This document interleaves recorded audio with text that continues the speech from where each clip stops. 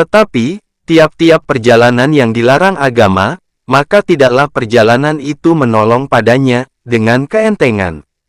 Jikalau orang musafir itu mempunyai dua penggerak, yang satu mubah dan yang lain terlarang, mahdur, di mana jikalau penggerak yang terlarang tidak ada, niscaya adalah penggerak mubah itu sendiri, bebas menggerakkannya dan sudah pasti, orang musafir itu bermusafir karena penggerak mubah, maka baginya keentengan.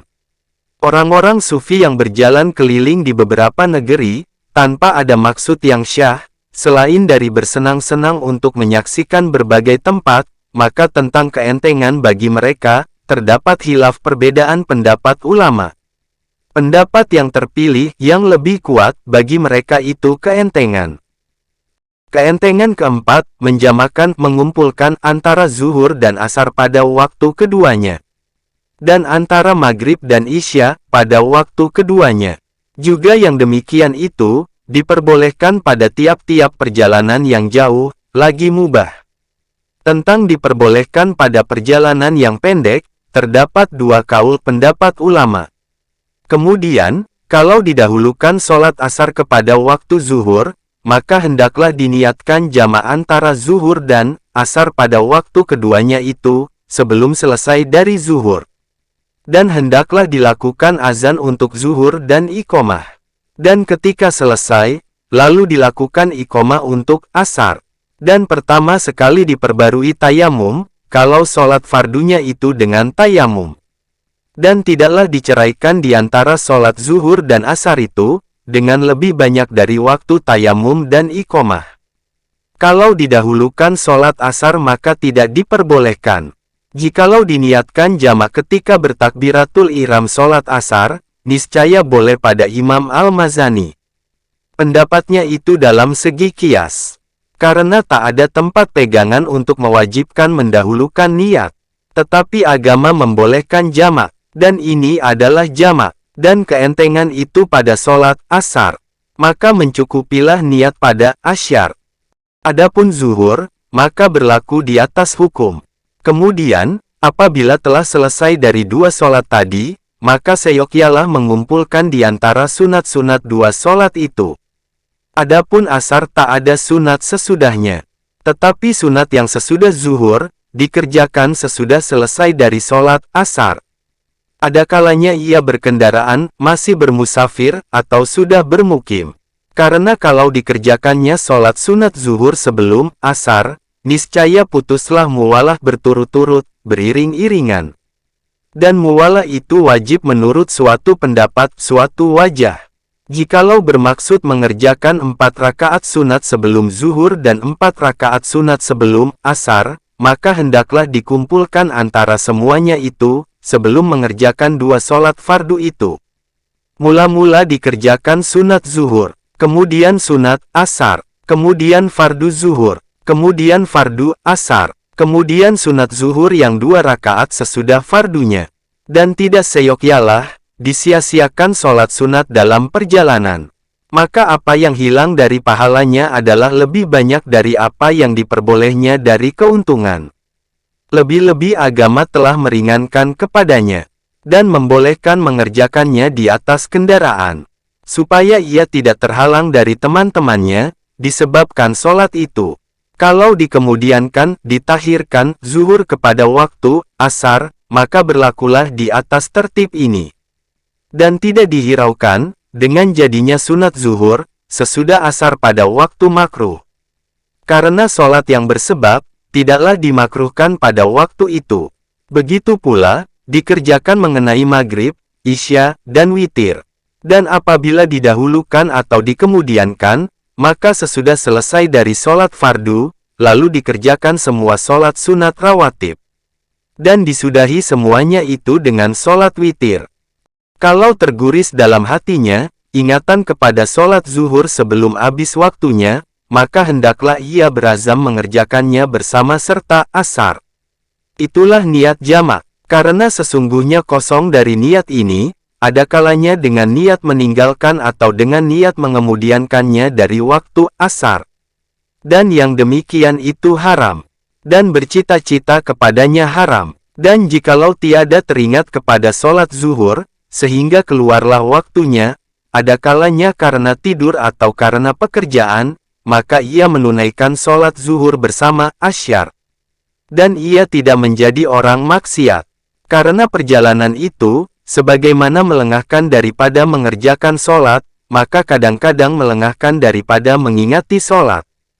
Mungkin pula dikatakan, bahwa sholat zuhur jatuh pada waktunya, menjadi ada, bukan kodo, apabila berazam mengerjakannya, sebelum habis waktunya, tetapi yang lebih jelas, yang lebih kuat bahwa waktu zuhur dan waktu asar itu, menjadi bersekutu di antara dua sholat dalam perjalanan. Dan karena itulah, wajib atas wanita yang datang kain kotor, berhaid, mengkodokan sholat zuhur, apabila ia suci sebelum terbenam matahari. Dan karena itulah, jelas bahwa tidak disyaratkan, muwalah dan tertib yang dahulu didahulukan di antara zuhur dan asar ketika mengemudiankan zuhur jamak takhir. Adapun apabila dijamak takdimkan, memajukan asar kepada zuhur pada jamak takdim niscaya tidak diperbolehkan. Karena sesudah selesai dari zuhur itulah yang menjadi waktu bagi asyar. Sebab jauhlah dari dapat dipahami, bahwa dikerjakan sholat asar oleh orang yang berazam meninggalkan zuhur atau mengemudiankannya. Halangan uzur hujan itu membolehkan jamak, seperti uzur dengan perjalanan. Meninggalkan sholat Jumat juga setengah dari keentengan perjalanan. Dan Jumat itu bergantung pula dengan sholat-sholat fardu. Jikalau diniatkan mukim sesudah mengerjakan sholat asar lalu mendapati waktu asar di kampung tidak dalam perjalanan lagi, maka wajiblah mengerjakan sholat asar itu. Dan apa yang sudah dikerjakan itu, hanya memadai, dengan syarat tetap ada halangan perjalanan, sampai kepada habisnya waktu asyar. Keentengan kelima, mengerjakan sholat sunat dengan berkendaraan. Adalah Rasulullah mengerjakan sholat di atas kendaraannya kemana saja kendaraannya itu menghadap. Dan Rasulullah mengerjakan sholat witir di atas kendaraan. Dan tidaklah atas orang yang mengerjakan sholat sunat yang berkendaraan itu, pada ruku dan sujudnya, kecuali dengan isyarat saja. Dan seyogyanya membuat sujudnya lebih rendah dari rukunya. Dan tidak wajib membungkuk sampai kepada batas, yang mendatangkan bahaya disebabkan kendaraan. Jikalau ia pada tempat tidur, maka hendaklah disempurnakan ruku dan sujud, karena ia sanggup yang demikian. Adapun menghadap kiblat, maka tidak wajib. Tidak wajib pada permulaan sholat dan tidak pada waktu meneruskan sholat. Tetapi arah jalan itu ganti kiblat. Maka hendaklah ia dalam semua sholatnya, ada kalanya ia menghadap kiblat atau mengarahi pada arah jalan, supaya ada baginya arah yang tetap padanya. Kalau ia memalingkan kendaraannya dari jalan dengan sengaja, niscaya batallah sholatnya. Kecuali kalau dipalingkannya ke kiblat. Kalau dipalingkannya karena lupa dan pendek waktu, niscaya tidak batal sholatnya. Dan kalau panjang waktunya, maka khilaf berbeda pendapat di antara ulama. Kalau kendaraannya itu melawan, lalu berpaling, niscaya tidak batal sholat. Karena yang demikian, termasuk yang banyak terjadi. Dan tidak bersujud sahwi. Karena perlawanan dari binatang kendaraan itu, tidaklah disangkutkan kepadanya. Sebaliknya, jikalau ia berpaling karena lupa, maka ia sujud sahwi dengan isyarat saja. Keentengan keenam, mengerjakan sholat sunat, bagi orang berjalan kaki, diperbolehkan dalam perjalanan. Dan diisyaratkannya untuk ruku, dan sujud. Dan tidak duduk untuk tasyahud. Karena yang demikian, menghilangkan faedah keentengan. Dan hukum orang yang berjalan kaki itu sama dengan hukum orang yang berkendaraan. Tetapi seyogyanya orang yang berjalan kaki itu, bertakbiratul ihram untuk sholat itu, dengan menghadap kiblat. Karena berpaling pada sekejap itu, tak ada kesukaran padanya. Kecuali orang yang berkendaraan. Maka pada memalingkan kendaraan, meskipun kekang binatang kendaraan itu di tangannya, adalah sukar. Kadang-kadang sholat itu banyak, maka lamalah yang demikian. Tiada seyogyanya berjalan kaki pada najis yang basah, dengan sengaja. Kalau diperbuat yang demikian, niscaya batallah sholatnya. Lain halnya, kalau binatang orang yang berkendaraan itu, menginjak najis. Dan tidak harus ia mengganggu perjalanannya sendiri, dengan menjaga dari najis-najis yang biasanya tiada kosong jalan dari najis-najis itu. Tiap-tiap orang yang melarikan diri dari musuh atau banjir atau binatang buas, boleh mengerjakan sholat fardu dengan berkendaraan atau berjalan kaki, sebagaimana telah kami sebutkan dahulu pada mengerjakan sholat sunat. Keentengan ketujuh, berbuka, dan musafir itu dalam puasa. Maka orang musafir boleh berbuka puasa, kecuali pada pagi hari ia bermukim, kemudian bermusafir. Maka haruslah menyempurnakan puasa hari itu. Jikalau pagi-pagi telah menjadi musafir yang berpuasa, kemudian ia bermukim, maka haruslah menyempurnakan puasa. Kalau bermukim dengan berbuka puasa, maka tidak wajib imsak menahan diri dari yang membatalkan puasa pada sisa hari itu. Kalau pagi hari bermusafir dengan cita-cita berpuasa, niscaya tidak wajib berpuasa.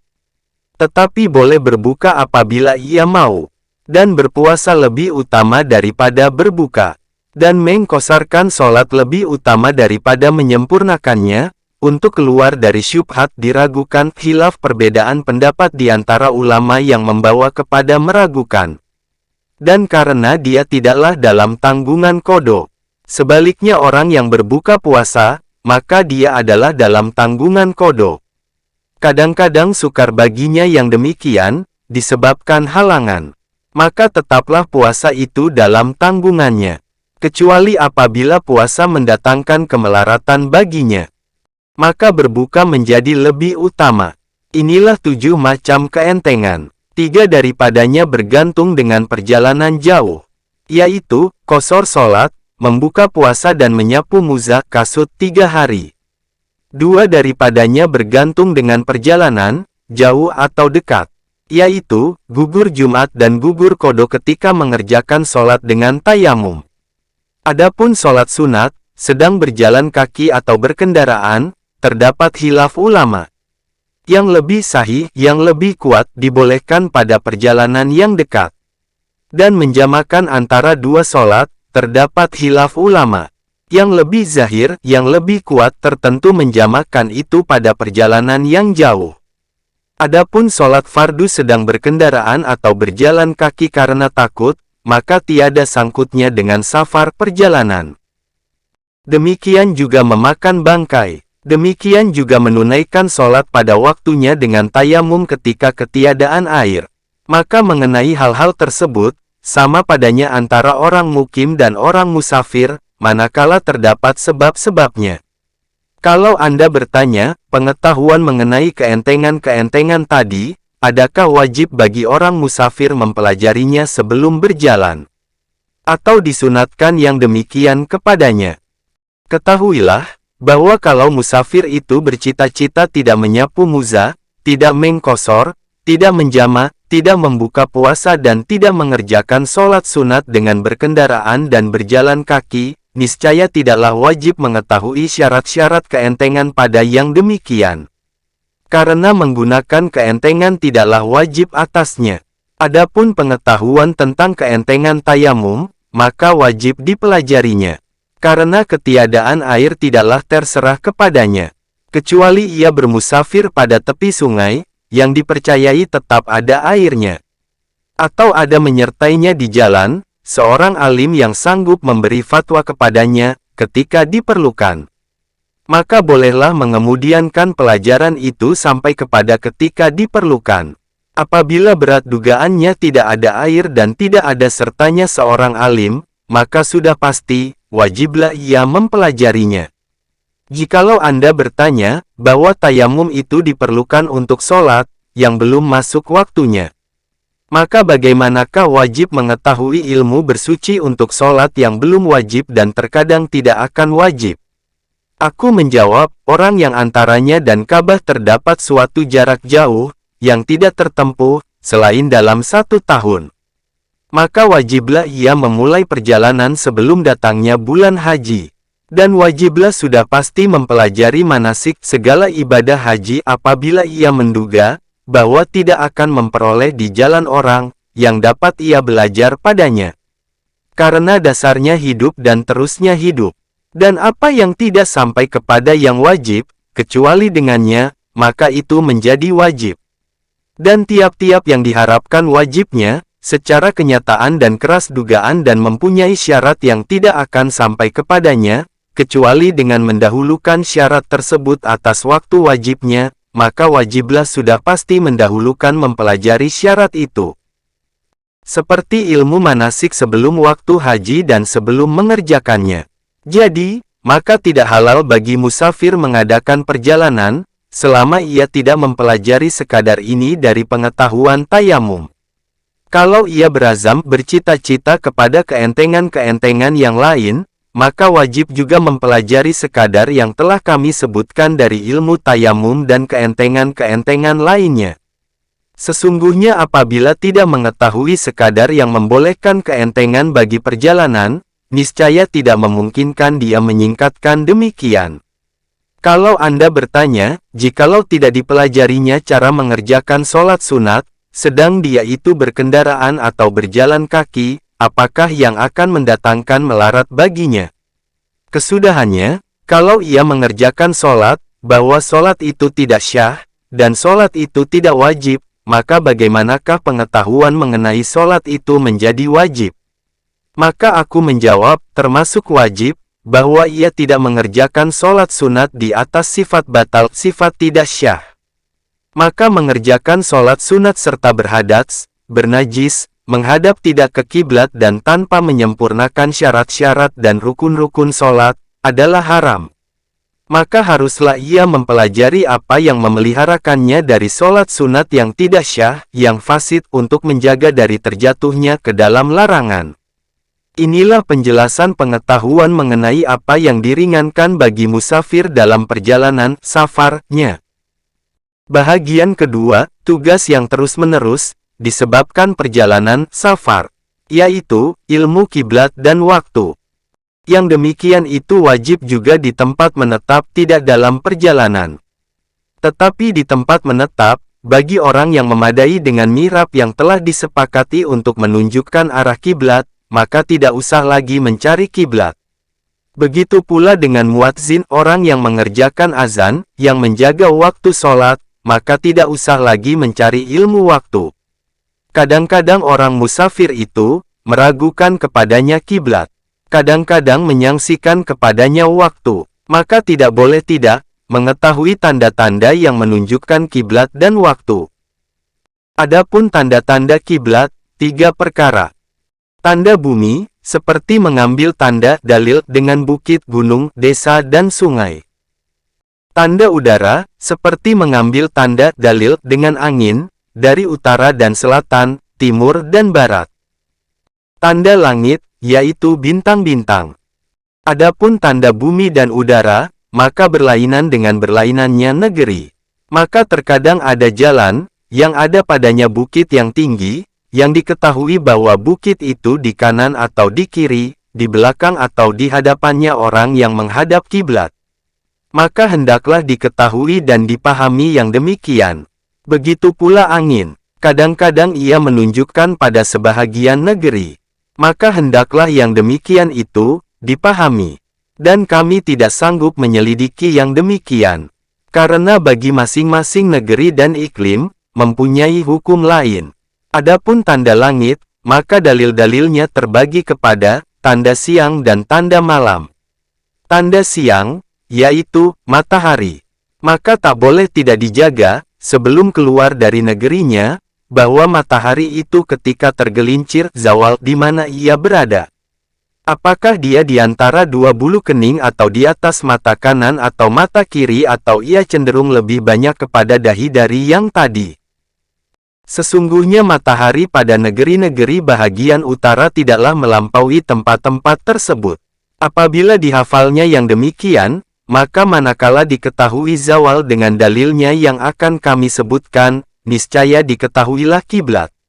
Begitu pula dijaga tempat matahari waktu asar. Karena pada dua waktu ini, zuhur dan asar diperlukan kepada kiblat dengan mudah. Dan ini juga, karena adanya berlainan dengan berlainannya negeri-negeri, maka tidak mungkin menyelidikinya. Adapun kiblat pada waktu maghrib, maka dapat diketahui dengan tempat terbenam matahari. Yang demikian itu, dengan menghafal bahwa matahari terbenam dari sebelah kanan orang yang menghadap kiblat, atau matahari itu condong kepada mukanya atau kuduknya, dan juga dengan syafaq cahaya merah setelah terbenam matahari, dapat diketahui kiblat untuk sholat isya. Dan dengan tempat terbit matahari, diketahui kiblat untuk sholat subuh. Maka seolah-olah matahari itu menunjukkan kiblat pada sholat 5 waktu. Tetapi yang demikian itu berlainan pada musim dingin dan musim panas.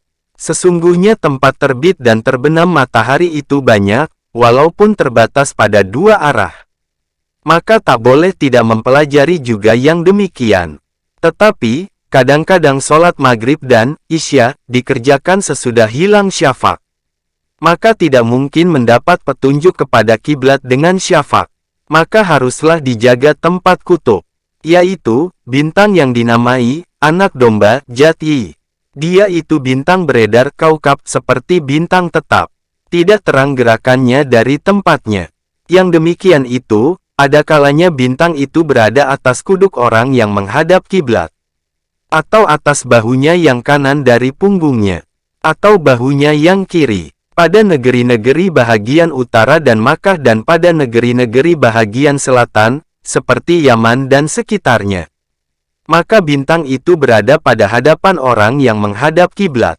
Maka dipelajarilah yang demikian. Dan apa yang diketahuinya pada negerinya, maka hendaklah diperpegangi pada jalan seluruhnya.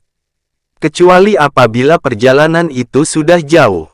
Sesungguhnya jarak perjalanan al-masafah itu, apabila sudah jauh niscaya berlainanlah tempat berada matahari, tempat berada bintang kutub, tempat matahari terbit dan terbenam. Kecuali, ia sampai di tengah perjalanannya ke beberapa negeri, maka seyogyalah bertanya kepada orang yang pandai atau mengintip bintang-bintang itu, di mana ia menghadap mihrab, dari masjid jami negeri tersebut. Sehingga jelaslah kepadanya yang demikian. Maka manakala diketahui dalil-dalil itu, maka diperpegangilah kepadanya. Kalau telah nyata kepadanya, bahwa ia bersalah dari arah kiblat kepada arah yang lain, dari arah-arah yang 4, maka seyogyalah ia mengkodokkan sholatnya. Jikalau berpaling dari hakikat makna yang berbetulan kiblat, tetapi tidak keluar dari arah kiblat, niscaya tidaklah wajib mengkodokkan sholat itu. Dan sesungguhnya telah terjadi perbedaan pendapat khilaf di antara para ahli fikih fuqaha mengenai yang dituntut arah kiblat atau kiblat itu sendiri. Dan menyulitkan pengertian yang demikian kepada suatu golongan, karena mereka mengatakan, jikalau kita mengatakan bahwa yang dituntut kiblat itu sendiri, maka kapankah tergambar ini serta negeri-negeri itu berjauhan? Dan jikalau kita mengatakan bahwa yang dituntut arahnya, maka orang yang berdiri dalam masjid, jikalau ia menghadap arah Ka'bah, sedang badannya keluar dari setentang Ka'bah, niscaya tidak hilaf, tidak ada perbedaan pendapat tentang tidak syah sholatnya. Dan para ahli fikih itu telah melebar panjangkan tentang penafsiran arti hilaf mengenai arah dan kiblat itu sendiri ainnya. Pertama-tama, tak boleh tidak memahami arti menghadap ain dan menghadap arah jihah. Arti menghadap ain, menghadap kiblat itu sendiri ialah berdiri pada suatu tempat, jikalau keluarlah garis lurus di antara kedua matanya ke dinding Ka'bah, niscaya bersambunglah kepadanya. Dan berhasillah dari kedua pihak garis, dua sudut yang bersamaan. Inilah gambarnya. Dan garis yang keluar dari tempat berdiri orang yang bersolat, diumpamakan keluar dari antara dua matanya. Maka inilah gambar menghadap ain kiblat. Adapun menghadap arah jihah, maka bolehlah padanya bersambung ujung garis luar dari antara dua mata ke Ka'bah, tanpa bersamaan dua sudut dari dua arah garis. Bahkan, kedua sudut itu tidak bersamaan, kecuali apabila sampai garis itu kepada suatu titik tertentu, di mana titik itu satu. Kalau garis ini dipanjangkan secara lurus, kepada garis-garis yang lain, dari kanan atau kirinya, niscaya adalah salah satu dari dua sudut itu lebih sempit. Lalu keluarlah garis itu daripada menghadap Ain. Tetapi tidak keluar dari menghadap jihah itu. Karena kalau diumpamakan Ka'bah pada tepi garis itu, niscaya adalah orang yang berdiri itu, menghadap ke arah Ka'bah. Tidak ke Ain Ka'bah. Dan batas arah itu, ialah apa yang jatuh di antara dua garis, yang disangka oleh orang yang berdiri itu sedang menghadap ke arah, di mana kedua garis itu keluar dari dua mata. Lalu bertemulah tepi keduanya dalam kepala di antara dua mata, di atas sudut yang berdiri. Maka apa yang jatuh di antara dua garis yang keluar dari dua mata, itulah yang masuk dalam arah, dan luas di antara dua garis itu bertambah-tambah, dengan panjangnya dua garis dan dengan jauhnya dari Ka'bah. Inilah gambarnya. Apabila telah dipahami maksud Ain dan jihah, maka kami katakan, bahwa yang syah, yang benar pada kami, pada memfatwakannya, ialah, bahwa yang dituntut ialah, Ain, kalau Ka'bah itu mungkin dilihat. Dan kalau memerlukan kepada mencari petunjuk kepada Ka'bah, karena sukar tidak dapat melihatnya, maka memadailah menghadap, arah jihah. Adapun dituntut menghadap, Ain ketika dapat dilihat, maka telah ijma sepakat ulama padanya. Adapun mencukupi dengan jihah arah ketika sukar dilihat, maka telah dibuktikan oleh Alkitab Al-Quran Sunnah, perbuatan sahabat dan kias. Adapun Alkitab, yaitu firman Allah Ta'ala, dan di mana saja kamu berada hadapkanlah mukamu ke arahnya, ke arah Al-Masjidil Haram. Surat 2 Al-Baqarah ayat 150. Dan orang yang menghadap ke arah Ka'bah, dikatakan, telah memalingkan menghadapkan mukanya ke arah Ka'bah.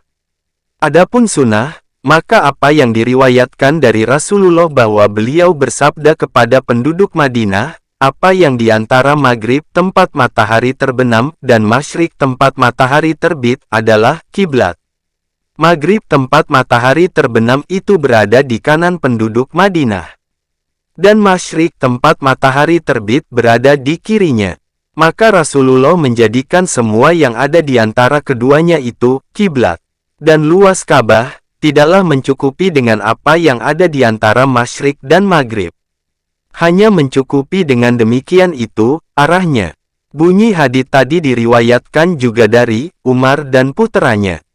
Adapun perbuatan sahabat, ialah apa yang diriwayatkan, bahwa penduduk Masjid Quba berada dalam sholat subuh di Madinah dengan menghadap ke Baitul Maqdis, membelakangi Ka'bah. Karena Madinah adalah di antara keduanya, antara Ka'bah di Makkah dan Baitul Maqdis. Lalu ada yang mengatakan kepada mereka, bahwa sekarang kiblat sudah diputar ke Ka'bah. Maka mereka itu berputar sedang sholat, tanpa mencari dalil petunjuk. Dan tidak ada orang yang menantang perbuatan mereka. Dan masjid mereka itu namakan, Zal Kiblatain, mempunyai dua kiblat. Menghadap Ain dari Madinah ke Makkah, tidak diketahui, kecuali dengan dalil-dalil hindasah ilmu ukur, yang lamalah penilikan kepadanya. Maka bagaimanakah dapat mereka mengetahui yang demikian, secara jelas pada waktu sedang sholat dan dalam kegelapan malam? Dan juga ditunjukkan oleh perbuatan para sahabat, bahwa mereka itu membangun masjid di keliling Makkah dan pada negeri-negeri Islam lainnya. Dan mereka tidak sekali-kali mendatangkan seorang insinyur ketika membangun mihrab-mihrabnya. Dan menghadap Ain itu, tidaklah dapat diketahui, kecuali dengan tilikan halus ilmu keinsinyuran.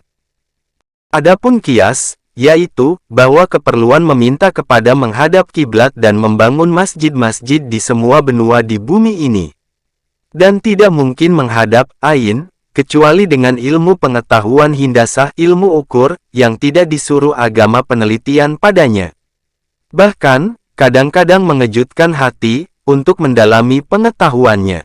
Maka bagaimanakah terdiri perintah agama di atasnya? Maka wajiblah mencukupi dengan arah saja, karena kesulitan itu. Adapun dalil syahnya gambar yang telah kami gambarkan itu, ialah terbatasnya penjuru dunia pada 4 penjuru. Maka sabda Nabi tentang adab membuang air, adab kodo, hajat, janganlah kamu menghadap kiblat dan membelakanginya dengan membuang air itu.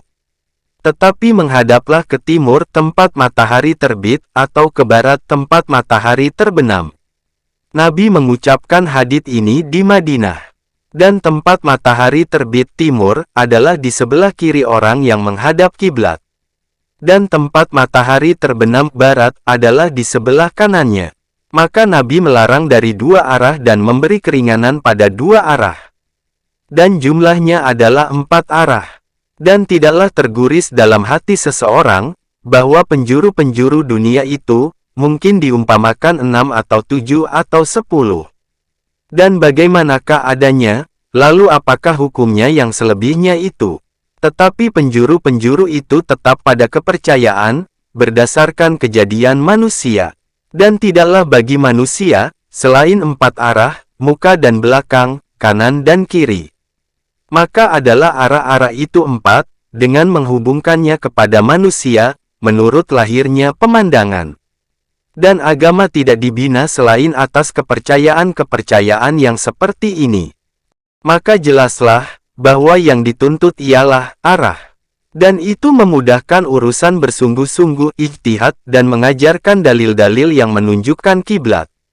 Adapun menghadap ain itu, maka sesungguhnya diketahui dengan mengetahui kadar lintang Makkah dari khatulistiwa dan kadar derajat panjangnya, yaitu jauhnya dari awal bangunan di timur.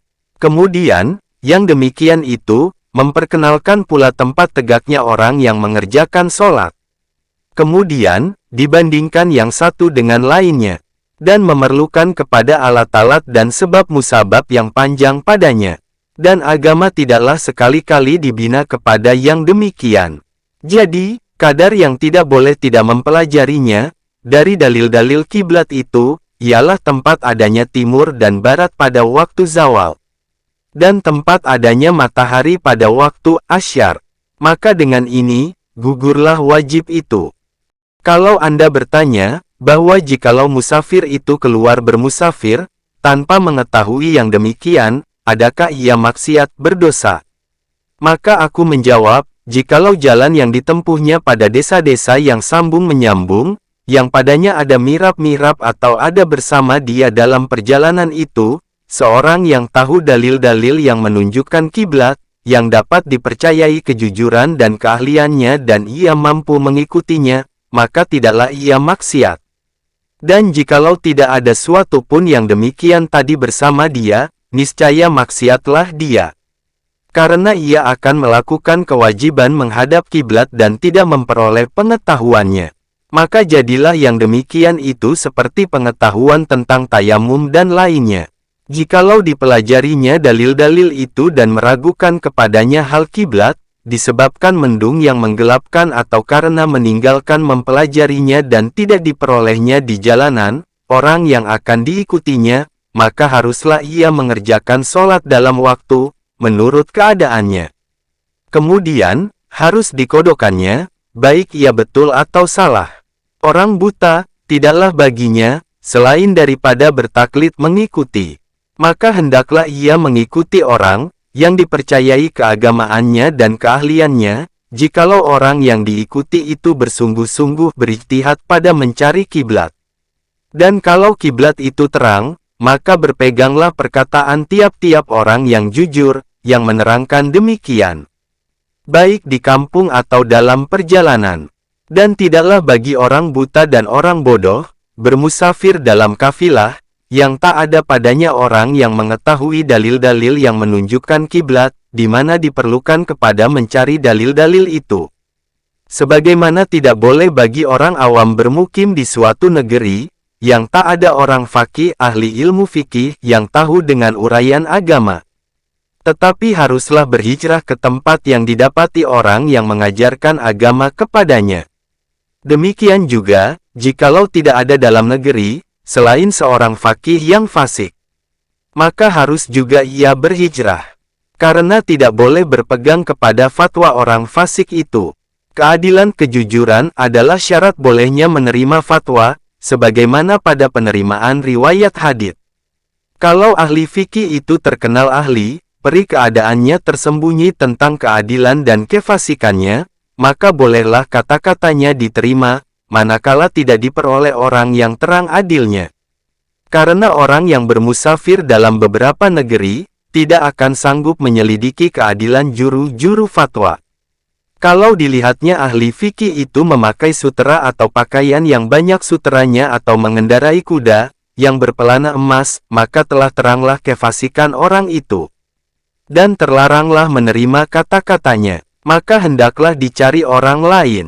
Dan demikian juga apabila dilihatnya ahli fikih itu memakan pada meja makan sultan penguasa yang kebanyakan hartanya haram. Atau ia mengambil banyak harta dari sultan atau sambung bersambung, tanpa diketahuinya bahwa harta yang diambilnya itu dari jalan halal. Maka semua itu adalah fasik, mencederakan keadilan dan melarang untuk diterima fatwa, riwayat hadits dan kesaksiannya. Adapun mengetahui waktu sholat yang 5 itu, maka tidak boleh tidak, daripada mengetahuinya. Maka waktu zuhur masuk dengan gelincir matahari, zawal. Sesungguhnya tidak boleh tidak, bahwa semua orang pada permulaan siang hari, mempunyai bayang-bayang yang panjang di pihak matahari terbenam. Kemudian senantiasalah bayang-bayang itu berkurang, sampai kepada waktu zawal. Kemudian bertambah sedikit demi sedikit pada pihak matahari terbit. Dan terus-meneruslah bertambah sampai kepada waktu matahari terbenam. Maka hendaklah orang musafir itu tegak berdiri, pada suatu tempat, atau menegakkan kayu lurus dan hendaklah memberi tanda atas kepala bayang-bayang. Kemudian hendaklah memperhatikan sesudah sesaat. Jikalau dilihatnya bayang-bayang itu pada berkurang, maka belumlah masuk waktu zuhur. Jalannya pada mengetahui yang demikian, ialah bahwa ia memperhatikan di negeri itu, waktu azannya juru azan yang dapat diperpegangi, akan bayang-bayang tegaknya. Kalau bayang-bayangnya itu, umpamanya, panjangnya 3 tapak kaki menurut ukuran tapak kakinya, maka manakala jadi yang demikian dalam perjalanan dan bayang-bayang itu semakin bertambah, niscaya bersolat zuhurlah ia. Dan kalau bertambah lagi 6 tapak kaki setengah, menurut tapak kakinya, niscaya masuklah waktu asyar. Karena bayang-bayang semua orang dengan ukuran tapal kakinya sendiri, adalah lebih kurang 6,5 tapak kaki. Kemudian, bayang-bayang zawal itu tiap-tiap hari bertambah, kalau perjalanannya dari permulaan musim panas. Dan kalau pada permulaan musim dingin, maka tiap-tiap hari bayang-bayang itu berkurang. Jalan yang terbaik untuk mengetahui bayang-bayang zawal, ialah memakai timbangan. Maka hendaklah si musafir itu membawanya serta, dan hendaklah mempelajari perbedaan bayang-bayang dengan timbangan itu, pada tiap-tiap waktu. Kalau diketahui tempat matahari, dari orang yang menghadap kiblat waktu zawal dan ia berada dalam perjalanan pada tempat, yang terang kiblat padanya dengan dalil lain, maka mungkinlah ia mengetahui waktu dengan matahari, dengan jadinya matahari itu umpamanya di antara dua matanya, kalau ada matahari itu seperti yang demikian pada negeri tersebut. Adapun waktu maghrib, maka masuk waktunya dengan terbenam matahari. Tetapi, kadang-kadang bukit gunung mendindingi tempat terbenam itu. Maka seyogyalah melihat ke pihak matahari terbit. Manakala telah tampak hitam di tepi langit, yang meninggi dari bumi sekadar tombak, maka masuklah waktu maghrib. Adapun isya, diketahui waktunya dengan terbenamnya syafaq, yaitu cahaya merah. Kalau cahaya merah itu terdinding dengan bukit gunung, maka waktu isya itu dapat diketahui dengan tampak dan banyaknya bintang-bintang kecil. Yang demikian itu adalah sesudah hilangnya cahaya merah tadi. Adapun subuh, maka mula-mulanya lahir memanjang seperti ekor serigala. Dengan itu, belum dihukum waktu subuh sudah masuk, sehingga lalulah suatu masa. Kemudian menampak putih melintang, yang tidak sukar mengenalnya dengan mata, karena jelasnya. Maka inilah awal waktu subuh. Nabi bersabda, tidaklah waktu subuh itu begini. Dan beliau mengumpulkan di antara kedua tapak tangannya. Sesungguhnya waktu subuh begini. Dan beliau meletakkan salah satu telunjuknya di atas yang lain dan membukakan keduanya. Nabi menunjukkan dengan yang demikian, bahwa cahaya putih itu melintang.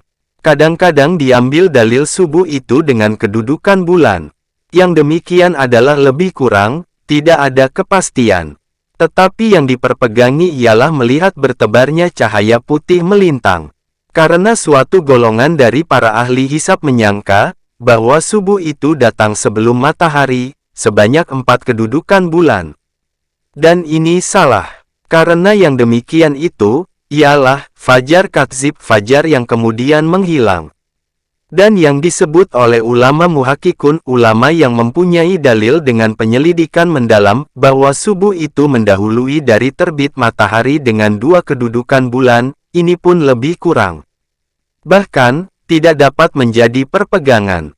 Karena setengah tempat-tempat kedudukan bulan al-manazil itu, terbit melintang lagi miring.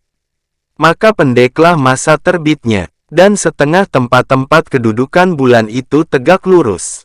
Maka panjanglah masa terbitnya, yang demikian itu berlain-lainan pada segala negeri, yang panjanglah penjelasannya. Benar, tempat-tempat kedudukan bulan itu patut untuk mengetahui dekat dan jauhnya waktu subuh. Adapun permulaan waktu subuh yang sebenarnya, tidaklah mungkin menentukannya sekali-kali, dengan 2 tempat kedudukan bulan itu. Kesimpulannya, maka apabila tinggal 4 tempat kedudukan bulan sampai kepada terbitnya tanduk matahari, yang pertama-tama menampak dari matahari, sekadar 1 tempat bulan, diyakinilah, bahwa itu fajar kadzib, cahaya terang yang menghilang kemudian. Dan apabila tinggal mendekati 2 tempat bulan, diyakinilah terbitnya fajar sadik, cahaya subuh yang tidak menghilang lagi. Dan tinggallah di antara 2 cahaya terang itu, lebih kurang sekadar 2/3 tempat kedudukan bulan, yang diragukan termasuk waktu terang yang benar, fajar sadik, atau waktu terang yang bohong, fajar kadzib. Dan itulah permulaan lahir cahaya putih dan bertebarnya sebelum meluas lintangnya. Maka dari waktu yang diragukan tadi, waktu syak, seyokialah orang yang berpuasa, meninggalkan makan sahur. Dan orang yang bangun malam untuk sholat, mendahulukan sholat witir atas waktu syak itu. Dan tidak mengerjakan sholat subuh, sebelum berlalu masa yang diragukan tadi. Apabila telah diyakini, maka dikerjakanlah sholat subuh. Dan jikalau orang bermaksud menentukan dengan pasti, waktu yang tertentu, di mana ia minum pada waktu itu selaku orang bersahur, dan berdiri sesudahnya dan mengerjakan sholat subuh yang bersambungan dengan itu, niscaya tidaklah ia sanggup kepada yang demikian. Maka tidaklah mengetahui yang demikian itu sekali-kali berada pada kemampuan manusia. Tetapi tak boleh tidak ditangguhkan, demi berhenti sejenak dan karena keraguan. Dan tidaklah yang menjadi pegangan, selain yang tampak di mata. Dan tiada yang menjadi pegangan pada yang tampak itu, selain di atas cahaya yang menjadi bertebar pada lintang langit, sehingga lahirlah permulaan warna kuning. Mengenai ini, telah bersalah jumlah yang banyak dari manusia yang mengerjakan sholat sebelum waktunya. Dibuktikan terhadap yang demikian, oleh apa yang diriwayatkan oleh Abu Isa At-Tirmidzi dalam jaminya, yang terkenal dengan Sunan At-Tirmidzi, dengan disanadkannya dari Talq bin Ali, bahwa Rasulullah bersabda, makanlah dan minumlah dan janganlah mengejutkan kamu dengan cahaya terang yang meninggi naik. Makanlah dan minumlah sehingga melintanglah bagimu cahaya merah. Dan ini adalah penegasan tentang menjaga cahaya merah itu. Abu Isa At-Tirmidzi berkata, dalam bab hadits ini tersebut sanadnya dari Uda bin Hatim, Abi Zar dan Samrah bin Judub. Dan ini adalah hadits hasan, baik garib, tidak begitu terkenal. Menurut ahli ilmu hadits, hadits ini dapat diamalkan, dapat diambil menjadi dalil. Ibnu Abbas berkata, makanlah dan minumlah, selama cahaya itu terang cemerlang. Pengarang Al-Gharibain berkata, artinya, cahaya itu memanjang. Jadi, tiada seyokialah berpegang, kecuali di atas menampaknya cahaya kuning. Dan seolah-olah cahaya kuning itu permulaan cahaya merah. Sesungguhnya orang musafir itu memerlukan kepada mengenal waktu. Karena kadang-kadang ia menyegerakan sholat sebelum berangkat. Sehingga tidak menyusahkannya lagi untuk turun dari kendaraan. Atau ia menyegerakan sholat sebelum tidur, sehingga ia dapat beristirahat. Kalau ia menetapkan dirinya untuk mengemudiankan sholat, sampai kepada waktu yang diyakininya, maka ia membolehkan dirinya kehilangan keutamaan awal waktu. Dan menanggung kepayahan turun dari kendaraan dan kepayahan melambatkan tidur sampai kepada keyakinan, yang tidak memerlukan kepada mempelajari ilmu waktu. Sesungguhnya yang sulit, ialah awal waktu, tidak di tengah-tengahnya. Telah tamat Kitab Adab Perjalanan, dan akan diiringi oleh Kitab Adab Mendengar dan kesannya di hati. Semoga bermanfaat. Jakarta, tanggal 20 Februari tahun 2023.